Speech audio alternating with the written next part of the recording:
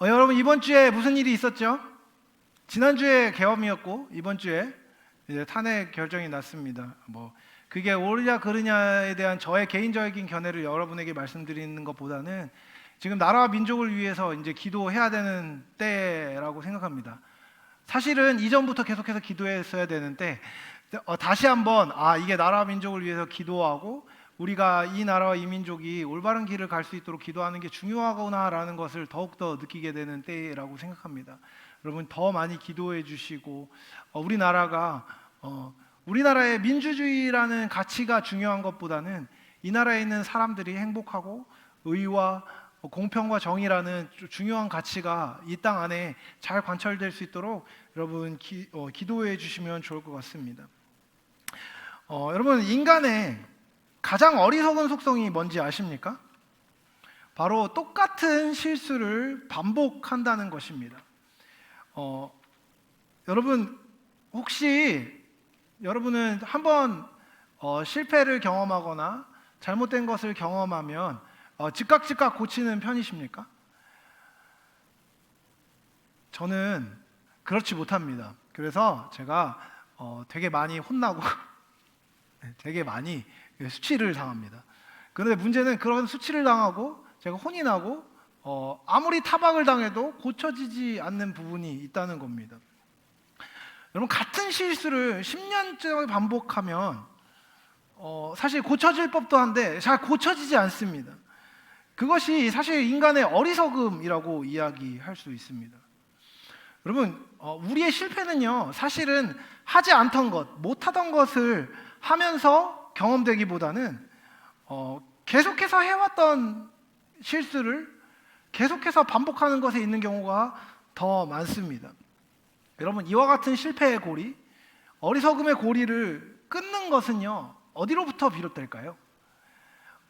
우리의 내적인 동기부여와 우리 스스로의 어떤 힘으로 그것들을 극복해낼 수 있으면 너무너무 좋겠는데 거의 우리 안에서 비롯되지 않습니다. 그렇죠? 계속 연약함 가운데 있고 계속 어려움 가운데 있는 사람들은요 사실 그것을 스스로의 힘으로 끊어낼 수 없습니다. 그렇죠? 우리의 습관을 스스로 끊어낼 수 있나요? 안 좋은 습관도 여러분 잘 끊어내시나요? 아니요, 스스로의 힘으로 잘 끊어내지 못합니다. 스스로 끊을 수 있는 고리는요 실패라고 부르지 않습니다. 그냥 한 번 정도 실수한 거라고 이야기하겠죠. 실패의 고리는요 우리의 밖에서 외부적인 영향, 외부적인 도움이 있어야지 끊어집니다. 사실 우리는요 반복되는 실패를요 실패라고 생각하지조차 못합니다.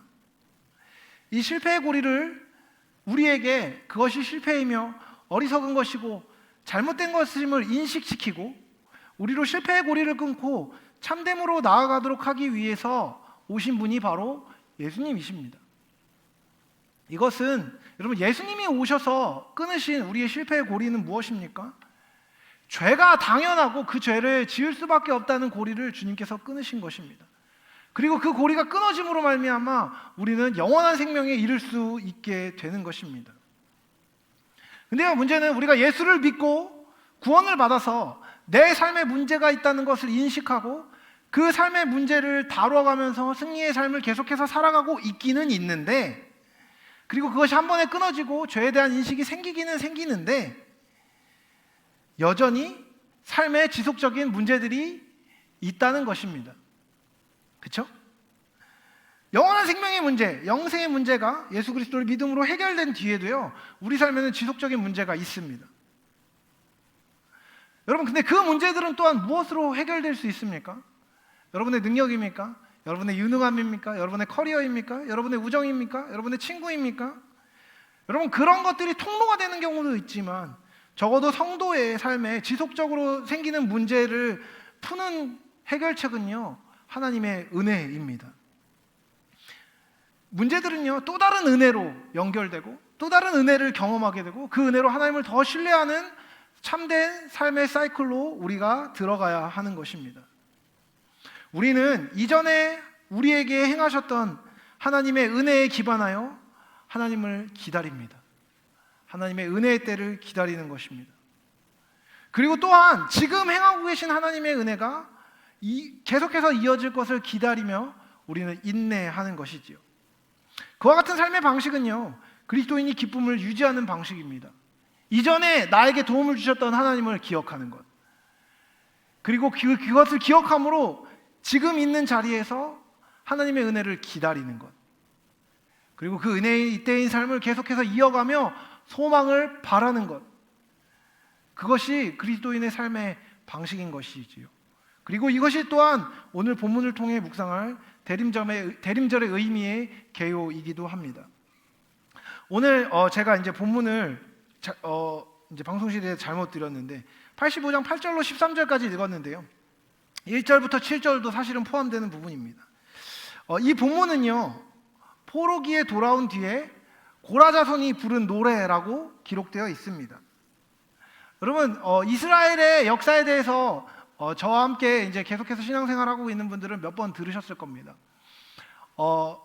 사울 왕 때 나라가 건국되었고요, 다윗 왕 때 부강하여졌고, 솔로몬 왕 때 확장됩니다.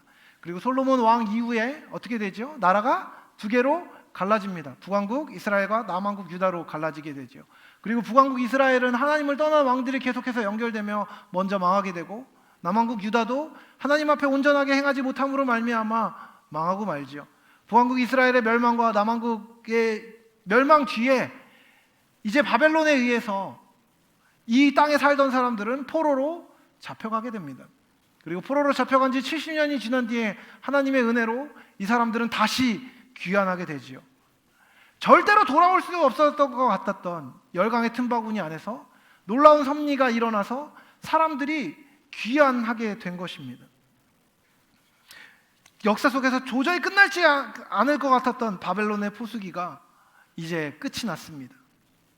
여러분, 이 고라자손이라는 사람들은요, 이 포로기에 하나님의 역사로 이 일들이 일어나는 것을 본 사람들입니다. 다른 말로 얘기하면 뭐냐면, 삶 가운데 도저히 일어나지 않을 것 같은 기적이 일어나서 하나님이 구원해 주실 수 있는 분이라는 것을 경험한 세대라는 것입니다. 여러분, 시편 85편 2절에서 3절은 이렇게 얘기합니다. 주의 백성의 죄악을 사하시고 그들의 모든 죄를 여호와께서 덮으셨나이다. 주의 모든 분노를 거두시며 주의 진노를 돌이키셨나이다. 여러분, 이 말씀은요, 하나님이 그들의 죄악의 대가가 다 치러진 다음에 그들을 살리신 것이 아니라는 것을 보여줍니다.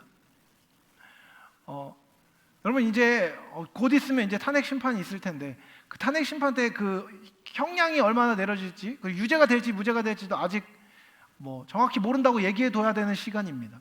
그런데 여러분, 형량이 딱 때려지면 어떻게 되죠? 그 형량을 살아야 됩니다. 그렇죠?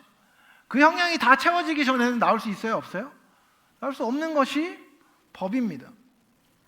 마찬가지입니다. 여러분, 어떤 사람이 잘못을 저질렀고 죄를 저질렀다면 그 죄에 대한 대가를 치르지 않으면 그 문제가 사실은 끝나는 것이 아닙니다.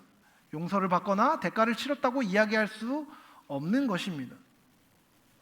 그런데 여러분, 하나님께서 바벨론으로 남왕국 유다의 사람들을 보내신 이유가 그들의 죄악 때문이었다고 성경은 이야기하는데, 놀랍게도 그들이 돌아온 이유는요, 그들의 죄값이 다 치러졌기 때문이라고 이야기하지 않습니다.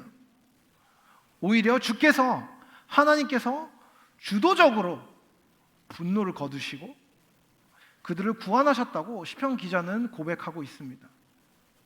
그들이 포로기에 회복된 것은요, 자신들의 공로가 아니었습니다. 내가 교회에 나왔으니까 나를 용서해 주시는 거야. 내가 무엇으로 열심히 섬겼으니까 이제 내 죄가 없어졌을 거야. 이런 차원의 것이 아니었다는 것입니다. 그것은 오직 주님의 자비에 의한 것이었습니다. 여러분, 그 하나님은요, 당신의 백성을 애타는 마음으로 회복하기 원하시는 사랑의 하나님이신 것입니다. 4절에서 7절을 보면 시편 기자가 또한 자신들이 처한 상황에서의 구원을 하나님께 구하는 장면이 나옵니다. 바벨론으로부터 귀환한 그들은요, 성전을 재건했습니다. 그 장면이 에스라와 느헤미야에 나와 있죠. 성전을 재건하였고 율법이라는 규칙을, 율법이라는 정신을, 그들의 삶의 그 어떤 진리가 되는 기준을 회복하였습니다. 그리고 그들을 보호할 수 있는 성벽을 비록 그들이 원하던 형식은 아니었다고 하더라도 재건하였습니다. 그리고 이제 제법 성공적으로 귀한 공동체를 이루었습니다. 그렇다면 이제 그들은 구원받아야 하는 것입니다. 그들은 계속해서 괜찮아져야 하는 것입니다.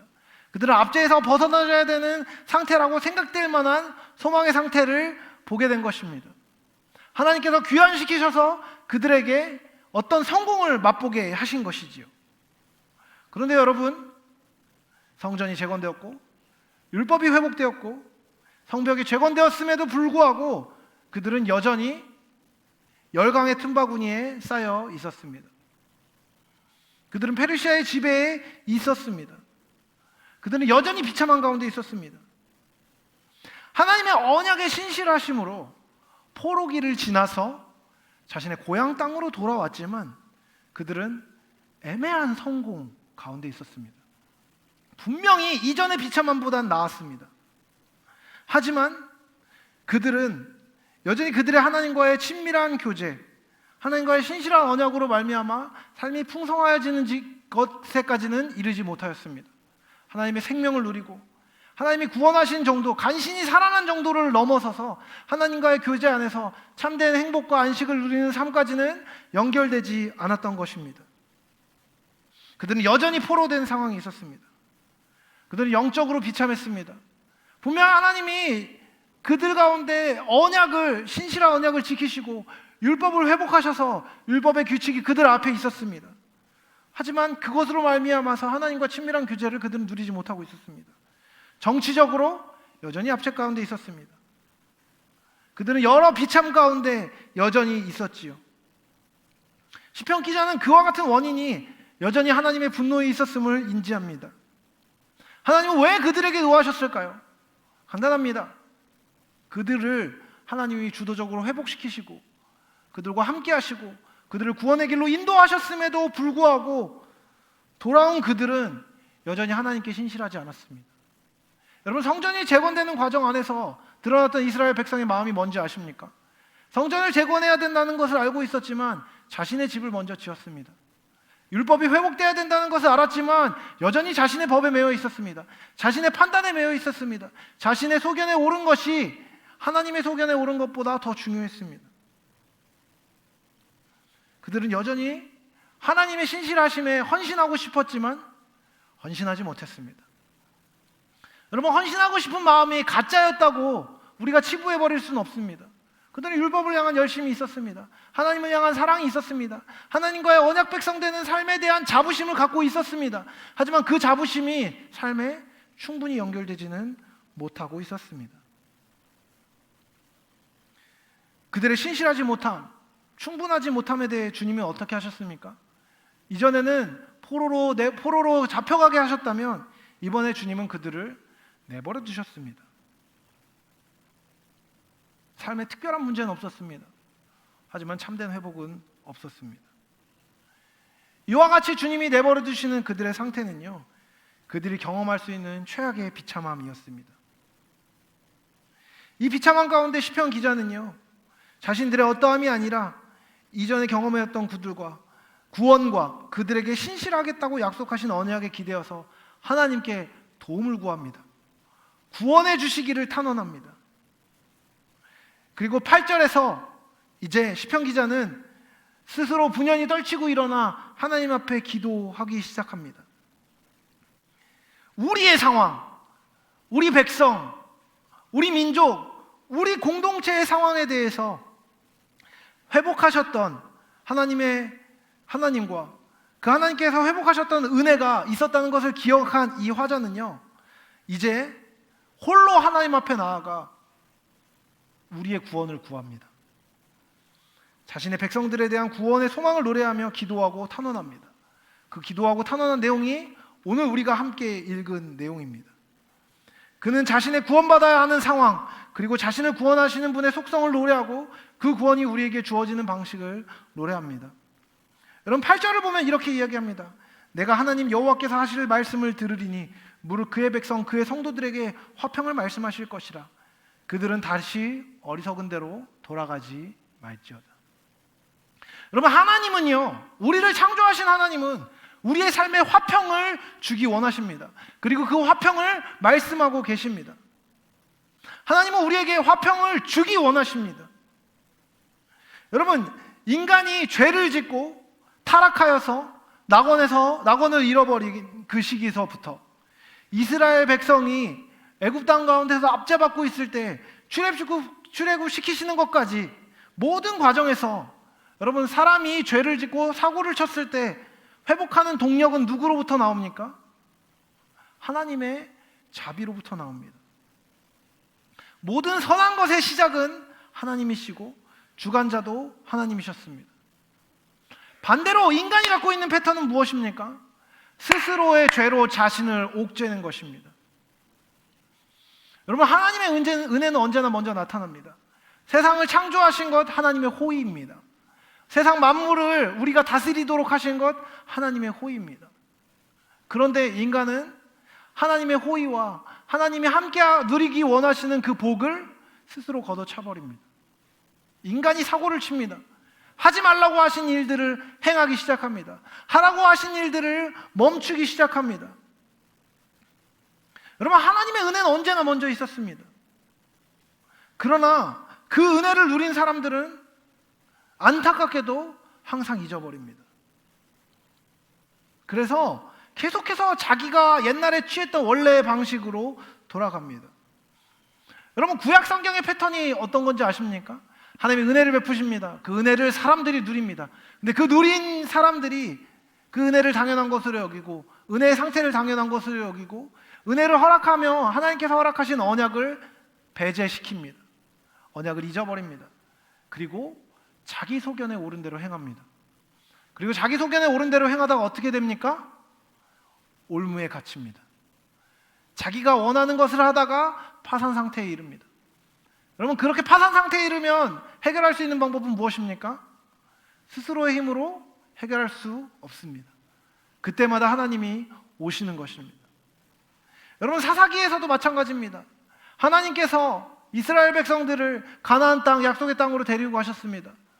그런데 하나님을 잊고 사람들이 자기 멋대로 행하기 시작합니다. 그때마다 하나님께서 그들을 치시고 이방 민족으로 하여금 그들로 하여금 하나님께 돌이키게 하기 위해서 그들의 죄를 단죄하십니다.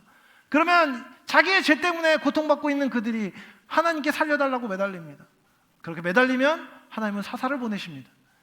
그리고 사사를 보내셔서 하나님께로 사람들이 돌이키기 시작하면 다시 회복되고 기쁨이 회복됩니다. 여러분, 그런데 기쁨이 회복되면 어떻게 되죠? 다시 잊어버립니다. 그리고 또 마음대로 행합니다. 또 마음대로 행합니다. 그럼 또 망합니다. 또 도와달라고 그래요. 그럼 하나님이 또 도와주십니다. 그게 성경의 패턴입니다. 사사기, 사울왕 때, 다윗 때, 솔로몬 때, 북왕국 이스라엘, 남왕국 유다, 포로기에 이르기까지 여러분, 하나님은 계속해서 은혜를 베푸십니다. 근데 그 베푸신 은혜를 백성들은 계속해서 떠납니다. 사람들은 계속해서 자기의 삶에 하나님이 도와주시기를 바라지만 도와주실 수 있는 상태에서 벗어나서 하나님을 배제시켜 버립니다. 그리고 그때마다 자기 삶의 방식으로 돌아가 자기 마음대로 행하다가 고통을 받게 되지요. 여러분, 이것은요, 비단 예전에 있었던 언약 백성들, 이스라엘 백성에게만 있는 패턴이 아니라는 것을 우리는 모두 알고 있습니다. 여러분, 지금 스스로를 한번 보십시오. 교회에 속해 있는 우리들조차도, 교회를 다니고 내가 예수 그리스도를 주로 시인하고 나 스스로가 성도라고 고백하고 저는 신앙이 있어요라고 스스로 얘기하는 우리 지체들조차도 이와 같은 실수가 반복되는 것이 안타깝게도 사실입니다. 저도 그래요. 여러분, 제가 여러분한테 손가락질하는 게 아닙니다. 우리가 모두 그와 같습니다. 여러분, 제가 알고 있습니다. 여기 있는 사람들이요, 하나님의 은혜를 자주, 꽤나 많이 받아본 사람입니다. 한 번쯤은 하나님의 은혜가 여러분의 마음을 뜨겁게 했던 기억이 있을 겁니다. 여러분, 그렇게 수련회 때가 됐든 부흥회가 됐든 기도회가 됐든 어떤 계기가 있어서 은혜를 많이 받고 하나님의 은혜가 막 살아있어서 괜찮을 때는 여러분 어떻습니까? 아, 하나님, 이제 내가 이전과 다른 삶을 살겠습니다. 예수님을 믿고 참되게 살고 싶습니다. 도와주십시오. 여러분 수련회에서 내려오는 버스에서 여러분 희망차고 분위기 좋게 내려온 적이 얼마나 많습니까? 그런데요, 희망차게 수련회 버스나 차량을 타고 돌아온 우리는 또한 얼마나 많은 실수를 저질렀습니까? 그래, 이번엔 좀 달라야지, 이번엔 좀 정신 차려봐야지. 단기 선교 갔다 오면 애들 분위기 좋아집니다. 단기 선교 한번 갔다 오면 마음이 뜨거워져가지고 교회에서 갑자기 열심히 섬긴다고 그러고 이것도 섬기고 저것도 섬기고 막 갑자기 교사도 하고 찬양팀도 하고 뭐도 하고 막 합니다. 열심히 하죠. 그때 제가 옆에서 말립니다. 그렇게까지는 안 하는 게 잘못하면 지쳐. 이러면 아니요, 저 주님 나라를 위해서 이번엔 해보겠어요. 그러다가 어떻게 되죠? 한 3주 있다가 갑자기 없어지고 이런 일들이 비일비재합니다. 이번만은 다르게 원한다고 얘기하면서 실수를 반복하죠. 여러분 이제 몇 주 안 있으면 송구영신 예배를 드릴 겁니다. 여러분 이제 또 리셋되는 시간이 됩니다. 그때 여러분 한 해의 결심을 적겠죠. 올 한 해는 성경 일독하겠습니다. 올 한 해는 그래도 교사로 섬기겠습니다. 리더로 섬기면서 잘해보겠습니다. 하나님 알아보겠습니다. 하나님 더 깊이 사랑하기 원합니다. 올해는 좀 정신 차리고 신앙생활 좀 해보겠습니다. 올해는 신앙생활 아니어도 정신 차리고 살 좀 빼보겠습니다. 이번에는 좀 운동 좀 해보겠습니다. 헬스 1년 등록해보겠습니다. PT도 받아보겠습니다. 뭐도 하겠습니다. 열심히 결심하지만 또 실수를 반복하죠. 또 반복됩니다. 제가 너무 비관적인가요? 여러분 그렇다면 그런 실수를 반복하는 우리의 일상이 어떻게 깨질 수 있냐는 겁니다. 그 실수와 실패의 고리를 어떻게 깨야 되냐는 겁니다. 깨야 되지 않겠습니까? 어떻게 깨야 됩니까? 여러분 성경이 얘기합니다. 구원이 누구에게 임하는지를 얘기합니다. 구원이 누구에게 임합니까? 오늘 본문에서 구원이 누구에게 가깝다고 얘기합니까? 9절을 보십시오. 진실로 그의 구원이 그를 경외하는 자에게 가까우니 영광이 우리 땅에 머무르리이다. 여러분 하나님을 경외하는 자에게 구원이 가깝다고 성경이 명확하게 얘기합니다. 여러분 하나님을 경외한다는 것은 무엇입니까? 하나님이 계심을 믿고 사는 것입니다.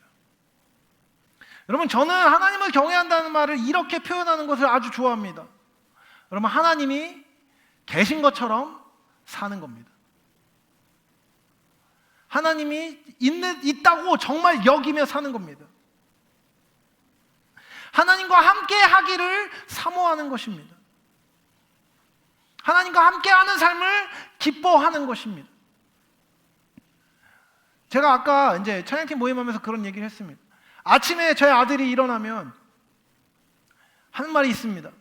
뭐라고 얘기하는지 아십니까? 아빠 혹은 엄마에게 하는 얘기입니다. 아빠 배고파 밥 줘 라고 얘기합니다. 그럼 배고파 밥 줘 하는데 그럼 제가 뭐라고 그럴까요? 안 돼 굶어 뭐 이렇게 얘기할까요? 아니요, 뭐 먹을래? 이게 자연스러운 대화입니다. 근데 만약에 아빠를 깨웠는데 아빠가 힘들어 안 돼 이렇게 하면 어떻게 할까요? 나 아빠 아파 이러면 아빠를 걱정해 줄까? 아빠 아파? 이렇게 걱정할까요? 아니요, 엄마에게 갑니다. 엄마 배고파 밥 줘. 그럼 어떻게 하죠? 엄마가 일어나서 밥을 줍니다. 뭔 말인지 모르시겠습니까? 여러분 아빠는 밥을 줘요. 엄마는 밥을 줘요. 그러니까 엄마가 밥 줄 것처럼 행동하는 겁니다. 아빠가 밥 줄 것처럼 행동하는 겁니다. 아빠가 당연히 자기가 좋아하는 계란밥을 해주기를 원하는 겁니다. 왜요? 아빠가 있으니까, 엄마가 있으니까. 아빠에게 기대하는 어떤 행동을 하는 겁니다. 근데 그거 아십니까? 아빠가 있고 엄마가 있으면 욕을 안 합니다. 엄마가 있고 아빠가 없을 때는 요즘에 좀 의심하고 있습니다. 말버릇이 안 좋은 것 같아요. 그렇죠? 아빠가 있고 엄마가 있으면 나쁜 짓을 하면 안 됩니다. 왜요? 아빠가 쥐 잡듯이 잡거든요. 엄청 진짜로 완전 잡습니다. 잘못하면 안 돼요. 반대로 아빠가 없으면 조금 루즈해지겠죠? 무슨 말인지 이해되십니까?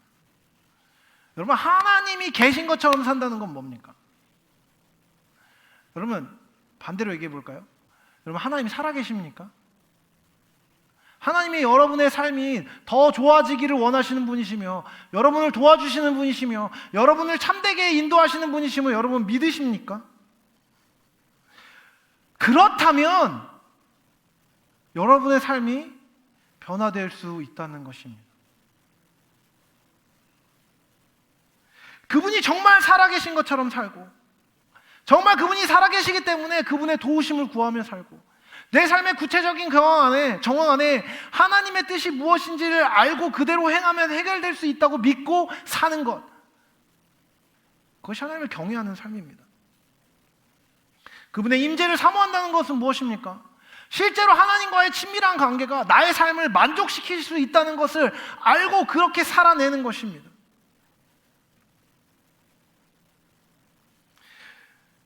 여러분, 이것은요, 감정이 아닙니다.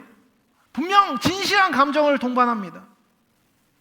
하지만 하나님이 살아계신 것처럼 산다는 것은요, 그분의 임재를 사모하고 삶에서 소망을 잃지 않고 진리를 살아내기 위해서 경주하는 삶의 태도와 깊이 연관을 맺는 것입니다. 이와 같은 하나님을 경외하는 삶은요, 반드시 구원에 우리를 이루도록 합니다. 감정을 동반하는 이 모든 행위는요, 진리와 약속을 바라보고 하나님의 사심을 기억하고 하나님이 살아계신 것처럼 사는 삶의 방식을 이어가기로 결정하는 꾸준한 발걸음입니다. 여러분, 이 다짐은 우리 안에 너무너무 자주 좌절됩니다. 왜 그렇습니까? 우리가 잘 기억하지 못하기 때문입니다. 우리가 우리의 생각에 매몰되기 때문입니다. 우리의 감정에 매몰되기 때문입니다. 여러분, 슬프면 슬픔에 매몰되고, 도파민이 뿜뿜 나오는 상황이 되면 그 도파민에 매몰되어서 하나님의 사심 앞에서 참되게 행동하지 못합니다. 여러분, 그리스도인으로서 하나님과 연결되어서, 하나님의 뜻과 연결되어서 하나님의 뜻을 구하며 살기 위해서 필요한 가장 단순한 두 가지가 있습니다. 뭔지 아십니까? 말씀을 읽는 겁니다. 기도를 하는 겁니다. 이 두 가지를 계속해서 병행하면요, 여러분의 삶이 하나님과 가까워지고 하나님을 경외하는 삶의 방식을 알 수 있고 그 방식대로 살 수 있는 힘이 생깁니다.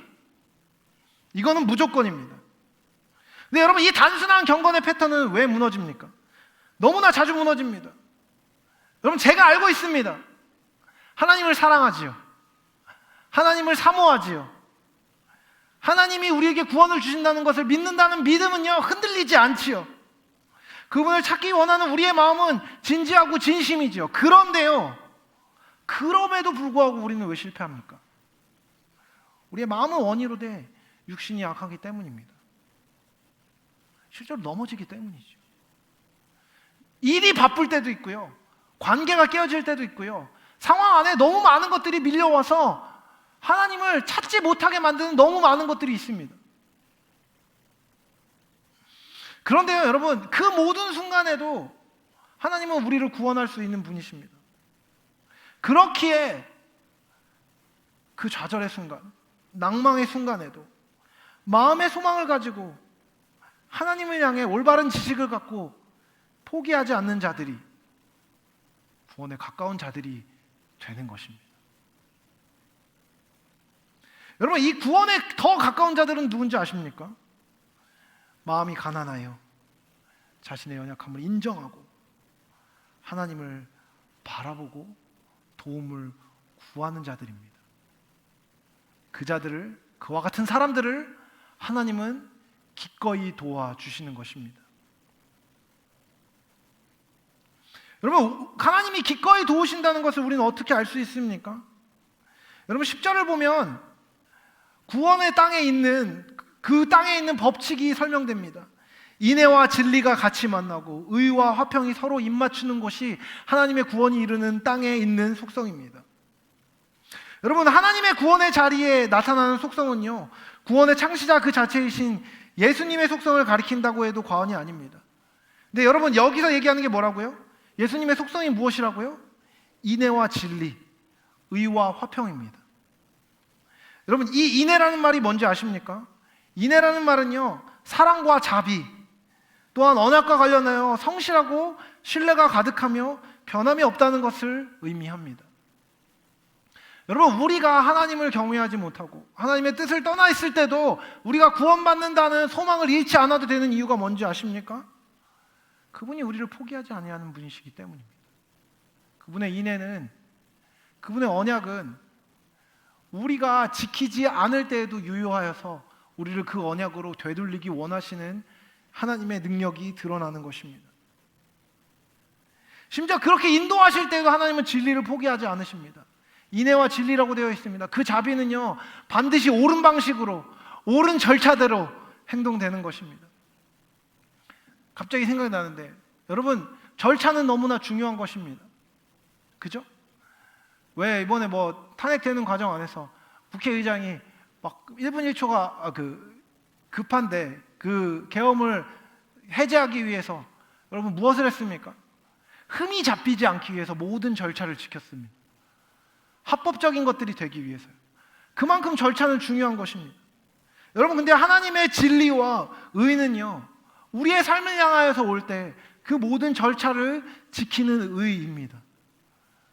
그분은 우리를 회복시키고 사랑하기 위하여서 불법적인 일을 행하거나 올바르지 않은 일을 행하시는 것이 아니라 모든 것 안에 참됨으로, 올바름으로, 순서대로 우리를 향하여 오십니다.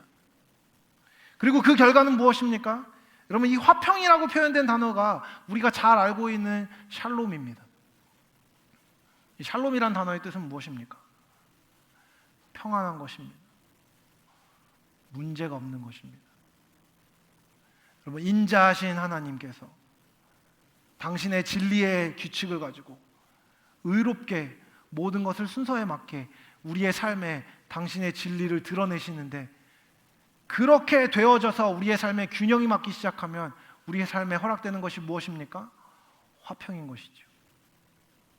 여러분, 이 화평은요, 하나님이 허락하시는 이 샬롬의 화평은요, 다른 것으로 깨어지지 않습니다.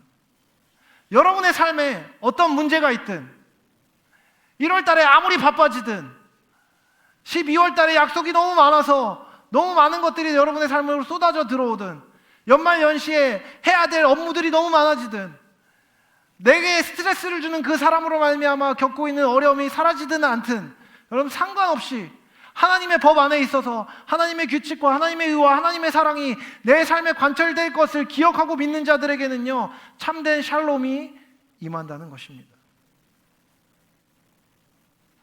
여러분, 다른 말로 얘기하면 뭔지 아십니까? 이 하나님의 구원은요, 자기의 의, 자기의 규칙, 자기의 방법만 관철하기 원하는 사람의 삶에는 임하지 않습니다.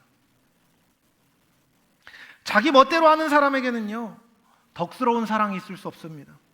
자기 마음대로 하는 사람에게는요, 옳고 그름의 객관적 기준은 있을 수 없습니다. 자기 마음대로 하는 사람은요, 그래서 자기 속에는 옳은 대로 되어지지 않을 때 화평이 깨어질 수밖에 없습니다. 평화롭고 균형 잡힌 상태는요, 자기 소견에 옳은 대로 행할 때는 절대로 얻을 수 없는 것입니다. 샬롬의 평화는 오직 참되신 예수님이 그와 같은 삶에 찾아오셔서 같은 실수를 반복하고 있는 것을 없애시고 당신의 진리와 사랑을 펼쳐 그것에 순복하고 그 질서에 따르기 시작할 때에 가능한 것입니다. 이 샬롬을, 이 평안을 경험하고 그것을 누리게 하기 위하여서 예수님은 우리에게 오신 것입니다. 여러분, 인애와 진리, 의와 화평을 이루기 위해 참된 구원을 기다리는 사람들은, 이전에 기다렸던 사람들은 예수를 보지 못하였습니다. 하지만 우리는 이 대림절에 그 구원하신 예수님을 기다립니다. 이전에 경험하지 못했기 때문에 기다리는 사람도 있겠지만, 이전에 이미 맛보았던 그 은혜와 사랑이 다시 한번 회복되길 원한다면 우리는 이 대림절 다시 예수의 은혜를 기다리는 것입니다.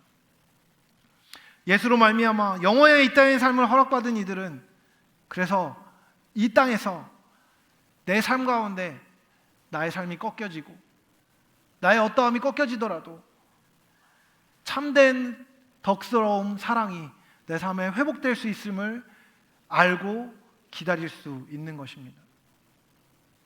다른 말로 해볼까요? 여러분, 이전에 예수 그리스도께서 여러분의 삶에 은혜를 주신 적이 있습니까? 그렇다면 혹시 지금 여러분의 삶에 망가진 영역이 있고 여러분의 죄와 허물로 말미암아 무너진 영역이 있다고 하여도 주님께서는 여전히 그것을 회복하기를 기다리고 계시고 회복하고 계십니다. 그 회복에 여러분이 참여하기를 원하는 마음으로 주님을 바랄 때 그 회복은 여러분의 삶에도 실효적으로 적용되기 시작한다는 것입니다. 우리는 매년 아기 예수를 기다리는 이 시간을 통해 우리가 막연하게 기다리고 생각했던 것의 정체를 알게 됩니다.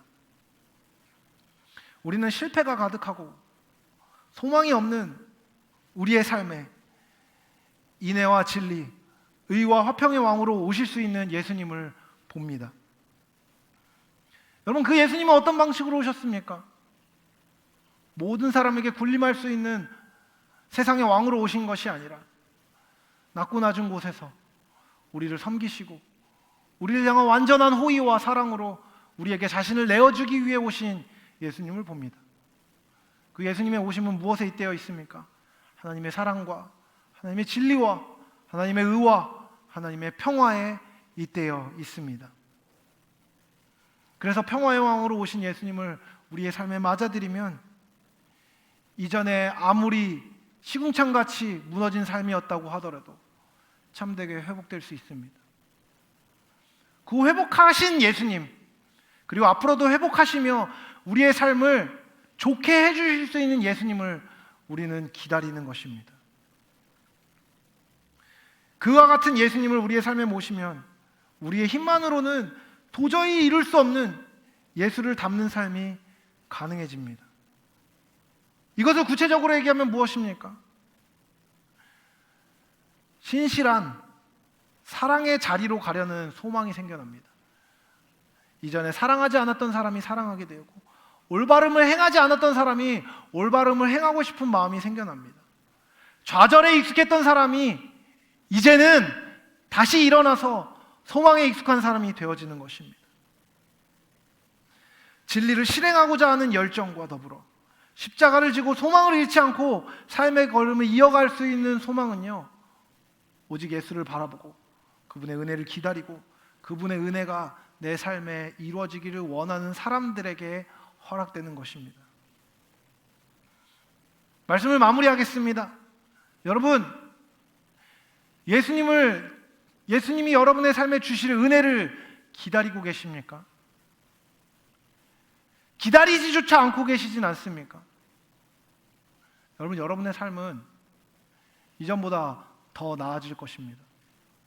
이것은 여러분이 더 좋은 직장을 갖게 될 것입니다. 더 좋은 남자친구, 더 좋은 여자친구를 사귀게 될 것입니다. 이런 의미의 좋아짐이 아닙니다. 이것에 더 나아가 여러분의 삶에 전인적인 증진이 있을 것입니다. 여러분의 영혼에 전인적인 성장이 일어날 것입니다. 그리고 그 성장은 여러분의 삶을 참되게 부유롭게 할 것입니다. 예수를 기다리십시오. 그리고 예수와 이때인 삶을 계속해서 이야기하십시오. 그 예수를 바라보십시오. 그 예수를 삶의 자리로 모셔서 왕으로 모실 때 그분의 완전하고 온전한 다스림을 경험하게 될 것입니다. 그 왕의 다스림을 맛보아 알므로 말미암아 참된 복을 누리는 저 여러분이 되실 수 있기를 사랑하는 주님의 이름으로 축복합니다.